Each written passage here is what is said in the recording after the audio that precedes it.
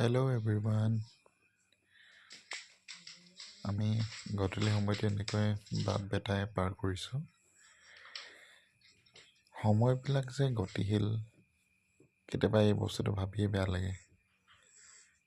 এই সন্ধিয়া সময়খিনি বেটাৰ মুখলৈ চাই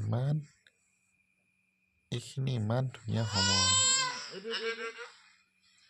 বুজাব নোৱাৰি কেনেকৈ ৰখাই থ'ম, কেনেকৈ ধৰি ৰাখিম। এইখিনি সময় এনেকুৱা লাগে সময়খিনি জানো তাই ৰৈ যাব, এনেকৈ মৰম কৰি ৰাখিম, এনেকৈ চাই ৰ'ব, শান্ত অবুজ। সঁচাকৈ এনেকৈ যদি সময়খিনি ধৰি ৰাখিব পাৰিলোঁ হ'লে